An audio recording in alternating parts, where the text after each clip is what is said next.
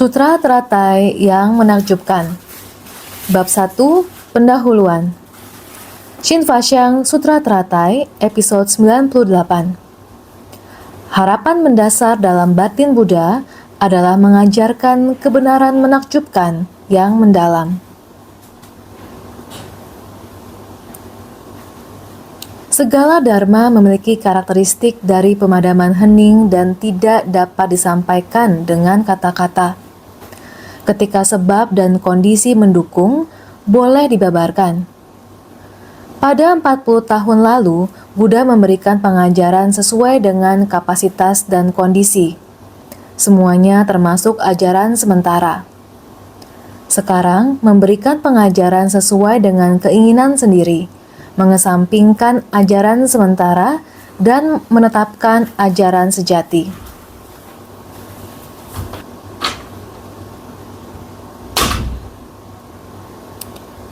Semua orang yang mendengar dan melihat seharusnya sangat jelas dan bisa memahaminya.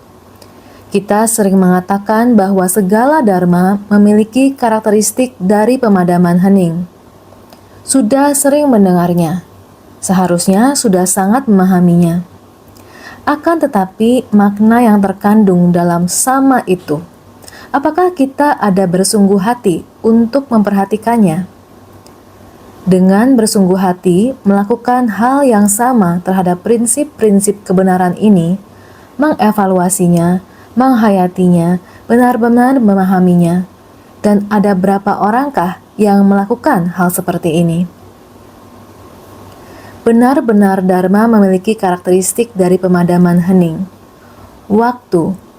Izin bertanya pada semua orang, apakah Anda tahu bagaimana waktu berlalu?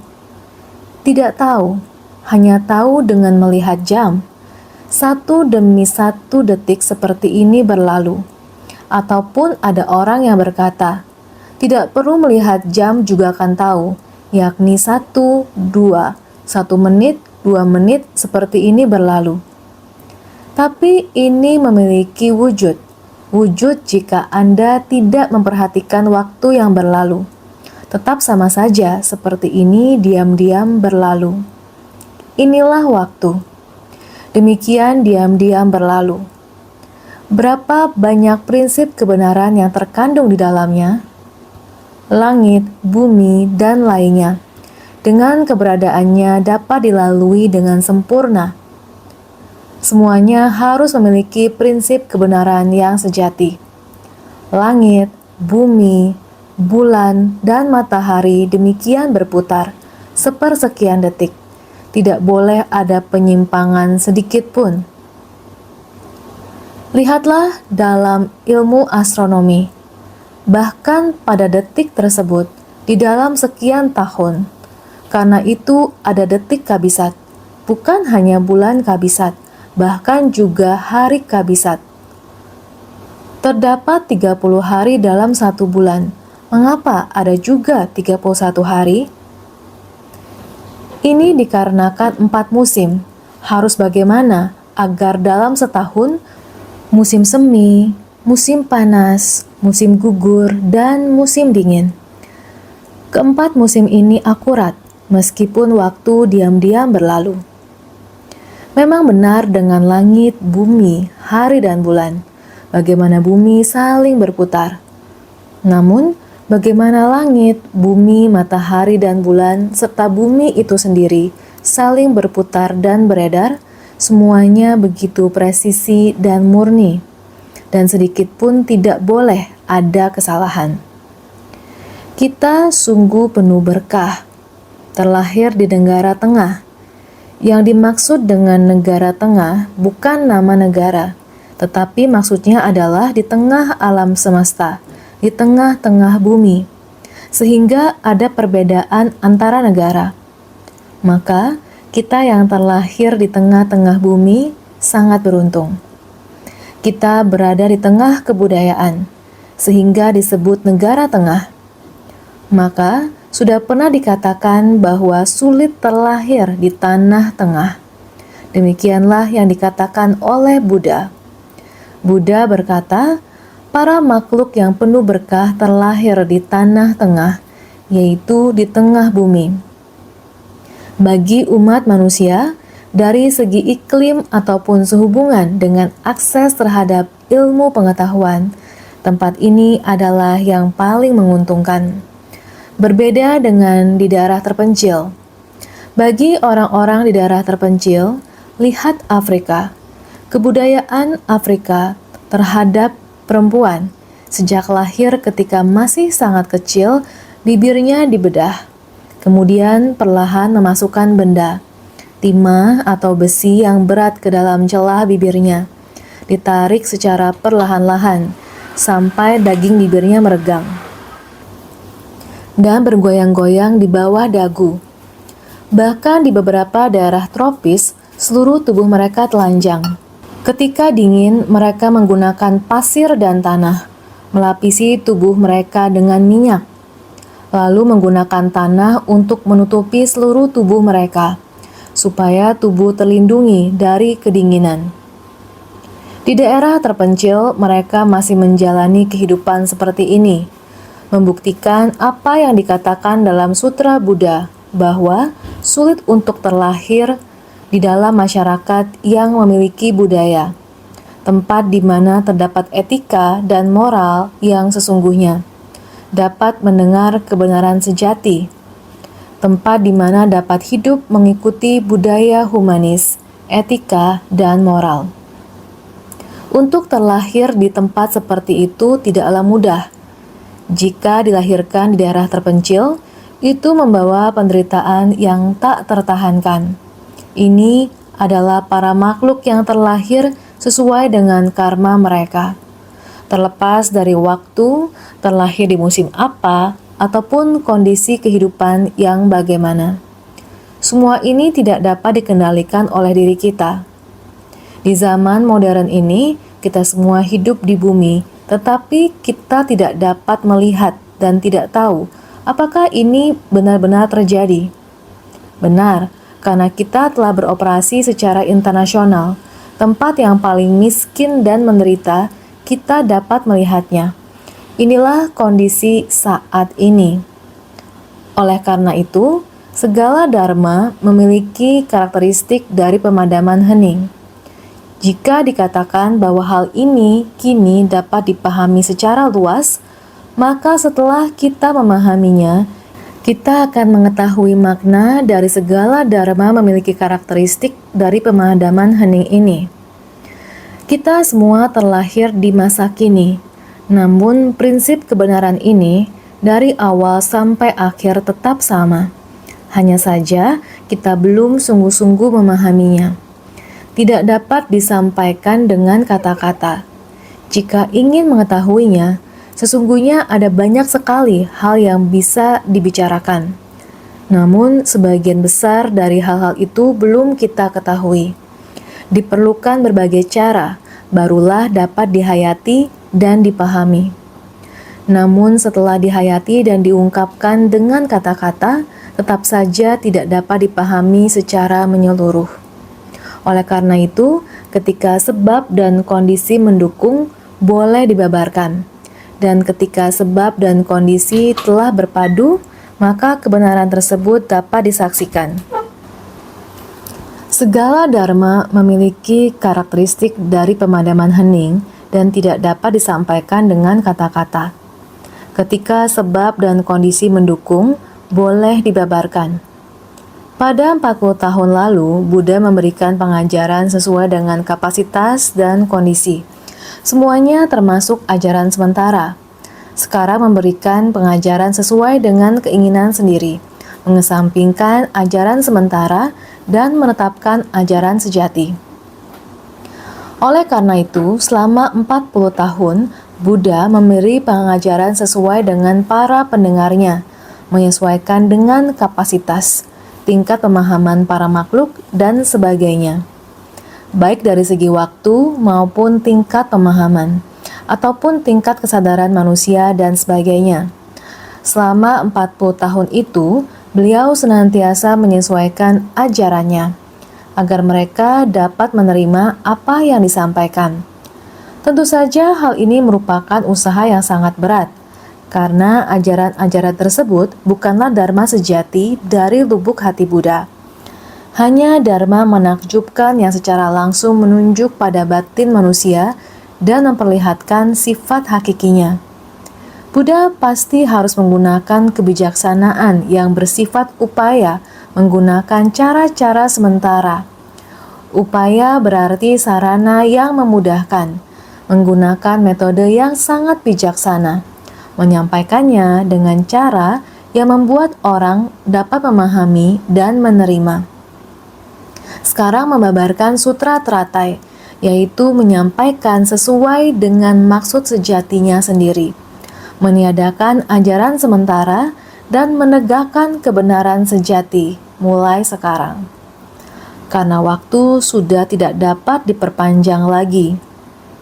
Buddha yang menampakkan diri di dunia ini juga telah mencapai usia lanjut.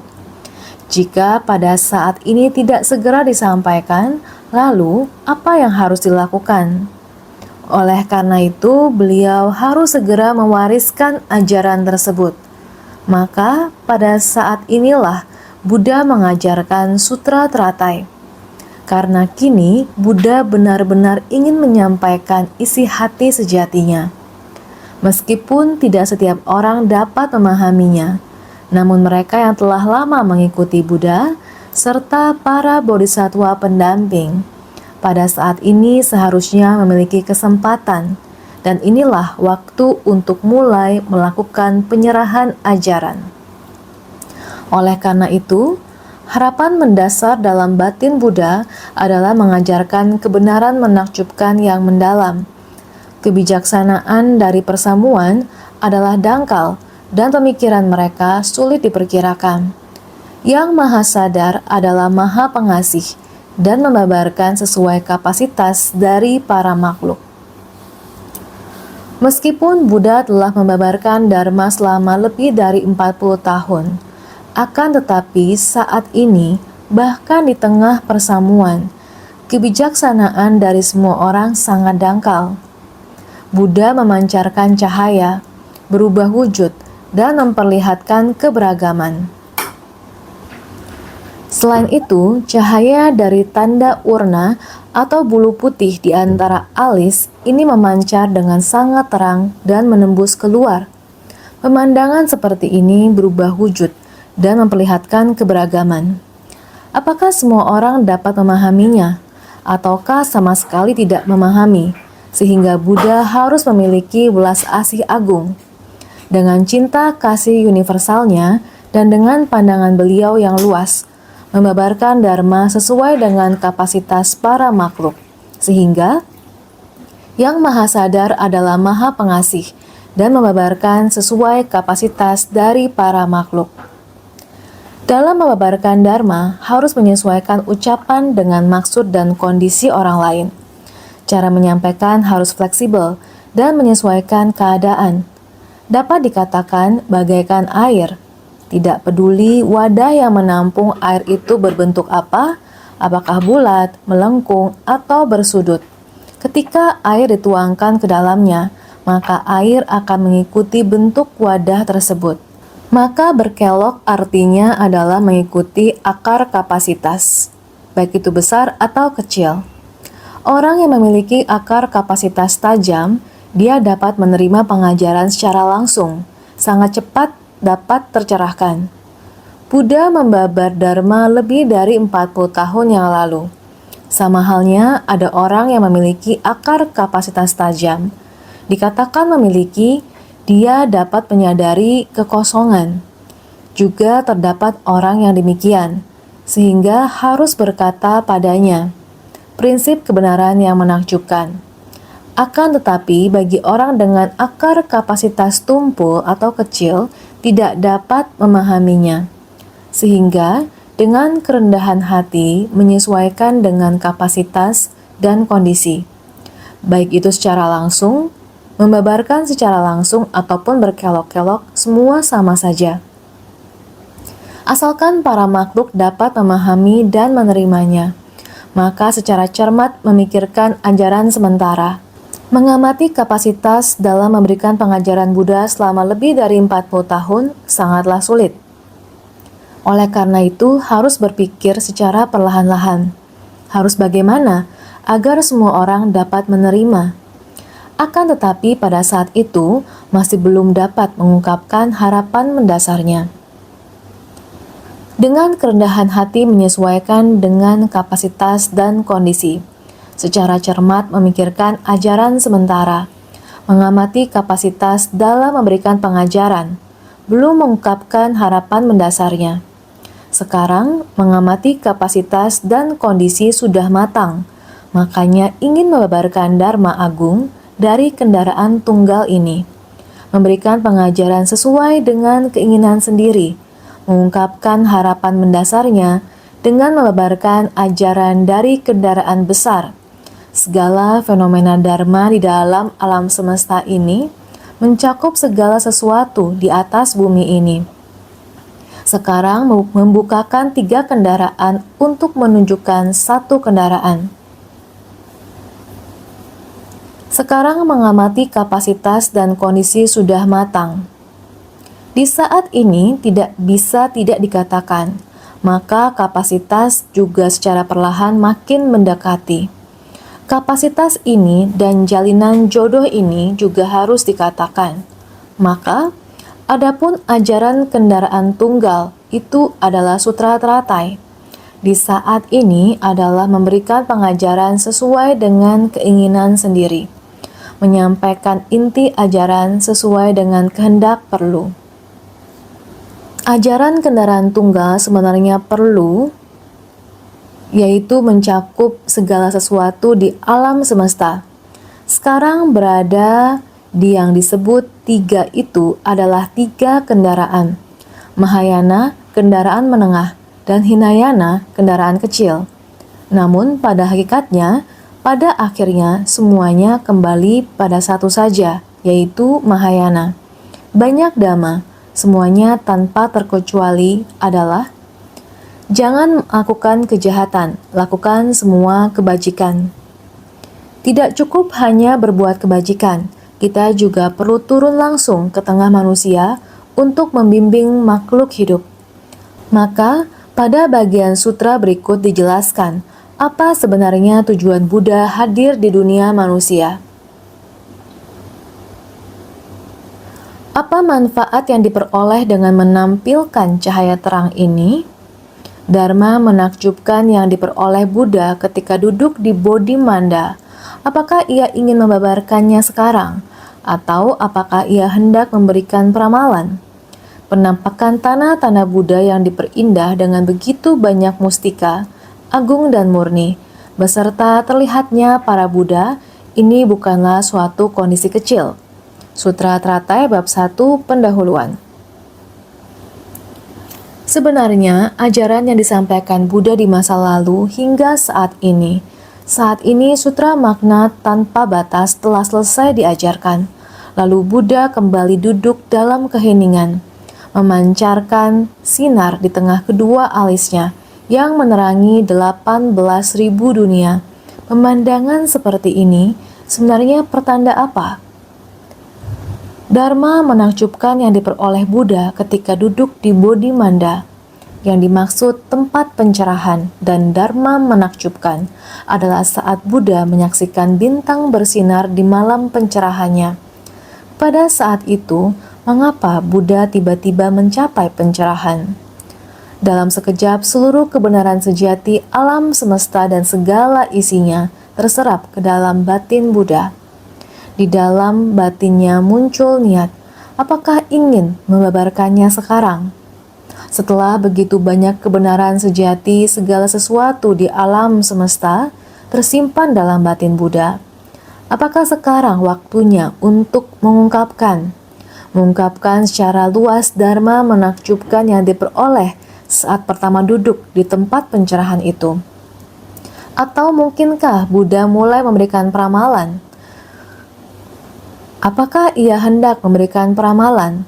Apakah karena usia Buddha telah lanjut sehingga mulai menyampaikan pesan terakhir dan memberitahu para murid tentang sebab dan kondisi pencapaian kebudayaan di masa lalu dan masa akan datang. Apakah demikian maksudnya?